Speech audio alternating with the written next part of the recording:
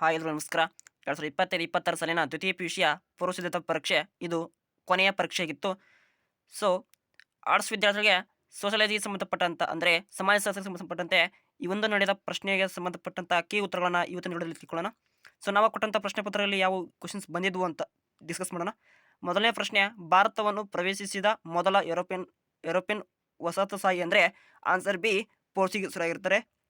ಹಾಗೆ ಎರಡನೇ ಪ್ರಶ್ನೆ ಒಂದು ಇದು ಕೊಟ್ಟಿರ್ತಾನೆ, ಕಾರಣ ಮತ್ತು ಹೇಳಿಕೆ ಕೊಟ್ಟಿರ್ತಾರೆ. ಅದಕ್ಕೆ ಆಪ್ಷನ್ ಸಿ, ಅದಕ್ಕೆ ಬಿ ಇರುತ್ತೆ, ತಪ್ಪಾಗಿದೆ ಮತ್ತು ಸರಿಯಾಗಿದೆ ಬಿ ಎಂದು.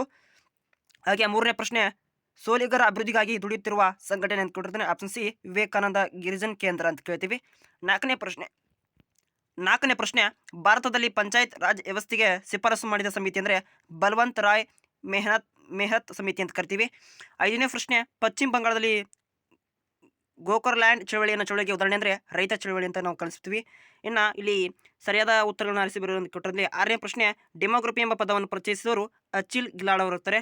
ಪ್ರತ್ಯೇಕ ನೀತಿಯನ್ನು ಪ್ರತಿಪಾದಿಸಿದವರು ಅಂದರೆ JH ಹಟನ್ ಅವರು ಪ್ರತಿಪಾದಿಸ್ತಾರೆ.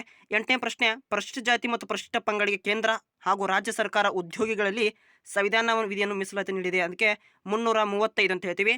ದುರಾಯಿ ಮಾರುಕಟ್ಟೆ ಅಧ್ಯಯನ ಮಾಡಿದವರು ಅಂದರೆ ಆಲ್ ಫ್ರೆಡ್ಗೆಲ್ ಅನ್ನೋರು ದುರಾಯಿ ಮಾರುಕಟ್ಟೆಯನ್ನು ಅಧ್ಯಯನ ಮಾಡ್ತಾನೆ. ಆಂಧ್ರ ಪ್ರದೇಶ ಡ್ಯಾಶ್ ಗ್ರಾಮದ ಮಹಿಳೆಯರು ಪಾನ ನಿಷೇಧ ಚಳವಳಿಯನ್ನು ಪ್ರಾರಂಭಿಸಿದರು. ಸರಿಯಾದ ಉತ್ತರ ಅದಕ್ಕೆ ದಿಬಗುಂಟು ಅಂತ ಒಂದು ಪ್ರದೇಶದಲ್ಲಿ ಪಾನ ನಿಷೇಧ ಮತ್ತು ಆಂಧ್ರ ಪ್ರದೇಶದಲ್ಲಿ ಮಾಡ್ತಾರೆ. ಇನ್ನು ನೆಕ್ಸ್ಟ್ ಪ್ರಶ್ನೆಯನ್ನು ನೋಡೋಣ. ಸೊ, ಇಲ್ಲಿ ಹೊಂದಿಸಿ ಬರೆಯನ್ನ ಸರಿಯಾದ ಉತ್ತರಗಳನ್ನು ನೀವೇ ನಮಗೆ ಕಮೆಂಟ್ ಮಾಡಬೇಕಾಗುತ್ತೆ. ಇಲ್ಲಿ ಕೆಳಗಿನ ಪ್ರಶ್ನೆಯಲ್ಲಿ ಒಂದು ವಾಕ್ಯದ ಉತ್ತರಿಸಿದ್ರೆ ರಾಷ್ಟ್ರೀಯ ಭಾವೈಕ್ಯತೆ ಎಂದರೇನು ಅಂತ ಕರಿತೀವಿ. ಭಾರತೀಯ ಅವ್ಯಕ್ತ ಕುಟುಂಬ ಮಹಾಮನೆ ಮತ್ತು ಅಥವಾ ಬೃಹತ್ ಮನೆ ಎಂದು ಕರೆದವರು ಯಾರು ಅಂತ ಇರುತ್ತೆ. IRDP ಅದನ್ನು ನಾವು ಕ್ವಶನ್ ಕೊಟ್ಟಿದ್ವಿ, ಅದು ಬಂದಿದೆ ನೋಡಿ. ಇಂಟರ್ನ್ಯಾಷನಲ್ ರೂರಲ್ ಡೆವಲಪ್ಮೆಂಟ್ ಪ್ರೋಗ್ರಾಮ್ ಅಂತ ಹೇಳಬೇಕು, ವಿಸ್ತರಿಸಿ ಬರೀಬೇಕು ಅದನ್ನು. ಭಾರತದ ಮೊದಲ ವಾರ್ತಾಪತ್ರಿಕೆ ಯಾವುದು ಅಂತ ನಾವು ಕೇಳ್ತೀವಿ. ಅದರಲ್ಲಿ ಒಬ್ಬ ವ್ಯಕ್ತಿಯನ್ನು ಅದನ್ನು ಬರೆದಿದ್ದಾನೆ. ಹಾಗೆ ಆಧುನೀಕರಣ ಎಂಬ ಪರಿಕಲ್ಪನೆ ಪರಿಚಯಿಸುವವರು ಯಾರಂದ್ರೆ MN ಶ್ರೀನಿವಾಸರವರು ಪರಿಚಯಿಸ್ತಾರೆ. ಲಿಂಗಾನುಪಾತ ಹೆಚ್ಚಿಸಲು ಸರ್ಕಾರ ಕೈಗೊಂಡಿರುವ ಕ್ರಮಗಳೇನು ಅಂತ ಹೇಳ್ತೀವಿ. ಅಲ್ಲಿ ಸಾಕ್ಷರತಾ ಪ್ರಮಾಣ ಕೈಗೊಂಡಿರ್ತಾರೆ. 6 ರಿಂದ 14 ವರ್ಷದ ಮಕ್ಕಳಿಗೆ ಉಚಿತ ಶಿಕ್ಷಣವನ್ನು ನೀಡಬೇಕು. ಹಾಗೆ ಬಾಲ್ಯ ವಿವಾಹವನ್ನು ನಿಷೇಧ ಮಾಡಲು ಅನೇಕ ಸರ್ಕಾರವು ಯೋಜನೆಯನ್ನು ರೂಪಿಸಿಕೊಂಡಿರುತ್ತೆ. ಮತ್ತು ಇಂದಿರಾ ಆವಾಸ ಯೋಜನೆಯನ್ನು ಕಲ್ಪಿಸಲಾಗುತ್ತೆ. ಪ್ರಬಲ ಜಾತಿಯನ್ನ ವ್ಯಾಖ್ಯಾನಿಸಿ. ಸೂಕ್ಷ್ಮ ಹಣಕಾಸಿನ 2 ಪ್ರಕಾರಗಳನ್ನು ತಿಳಿಸಿದ್ರೆ ಅವುಗಳಿಗೆ ಸರಿಯಾದ ಉತ್ತರ ಸೂಕ್ಷ್ಮ ಸಾಲ, ಸೂಕ್ಷ್ಮ ಉಳಿತಾಯ, ಸೂಕ್ಷ್ಮ ವಿಮೆ ಅಂತ ನಾವು ಕರಿತೀವಿ. ವಿಧ ಬರುತ್ತೆ. ಗ್ರಾಮೀಣ ಆದಾಯದಿಂದ ಹೊರಬಂದಿರುವ 2 ಪ್ರಕಲ್ಪನೆ ಹೆಸರಿಸಿ. ಯಾವುದಾದ 2 ಸಾಮಾಜಿಕ ಸಂಪರ್ಕ ತಾಣಗಳನ್ನು ಹೆಸರಿಸಿ ಅಂತ ಕರಿತೀವಿ. ನಾವು ದೂರದರ್ಶನ ಸಂಬಂಧಪಟ್ಟು ಬರೀಬೇಕು. ಟೆಲಿಫೋನ್ ಮತ್ತು ದೂರದರ್ಶನ. SNDP ಸಂಘಟನೆ 2 ಉದ್ದೇಶಗಳು ಅಂದರೆ ಅಲ್ಲಿ ಸಮಾನತೆ ತರಬೇಕು ಮತ್ತು ಪ್ರತಿಯೊಬ್ಬರಿಗೆ ಹಕ್ಕುಗಳನ್ನು ಕಲ್ಪಿಸಬೇಕು ಮತ್ತು ಆರ್ಥಿಕತೆಯಿಂದ ಸದೃಢವಾಗಿ ಮಹಿಳೆಯರನ್ನು ರಕ್ಷಿಸನೆ ಮತ್ತು ಗೌರವವನ್ನು ತರಬೇಕೆಂಬುದು ಒಂದು ಅದರಾಗೈತೆ. ಸಂಸ್ಕೃತಾನುಕರಣದ 2 ಚುಟ್ಟಿಕೆಗಳನ್ನು ಬರೆಯಿರಿ.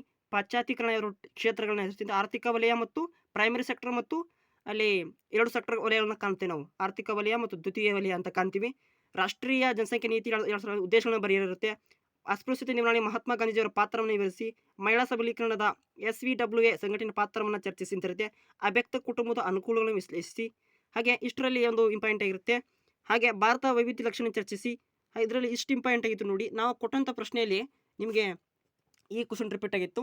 ಸೊ IRDPಯನ್ನು ರಿಪೀಟ್ ಮಾಡಲಾಗಿತ್ತು. ಹಾಗೆ ನಾವು ಕೊಡುವಂಥ ಕ್ವಶನಲ್ಲಿ ಪಾಶ್ಚಾತ್ಯೀಕರಣ ಯಾವುದಾದ್ರು ಕ್ಷೇತ್ರಗಳನ್ನ ತಿಳಿಸಿ ಅಂತ ಕ್ವಶನ್ ರಿಪೀಟ್ ಆಗಿತ್ತು. ಇಷ್ಟು ಇವತ್ತಿನ ಒಂದು ಪ್ರಶ್ನೆಯ ಪತ್ರಿಕೆಯ ಒಂದು ಇದಾಗಿತ್ತು. ಆದರೆ ನಾವು ಕೊಟ್ಟಂಥ ಪ್ರಶ್ನೆಯಲ್ಲಿ ಕೆಲವು ಸಮಸ್ಯೆಗಳಿಂದ ಕೆಲವು ಪ್ರಶ್ನೆಗಳು ಬಂದಿಲ್ಲ ಅಂತ ಹೇಳ್ತೀನಿ. ಸೊ ಓಕೆ, ವಿಡಿಯೋನ ಇಲ್ಲಿ ಮುಗಿಸ್ತೀನಿ. Thank for watching. Have A nice day.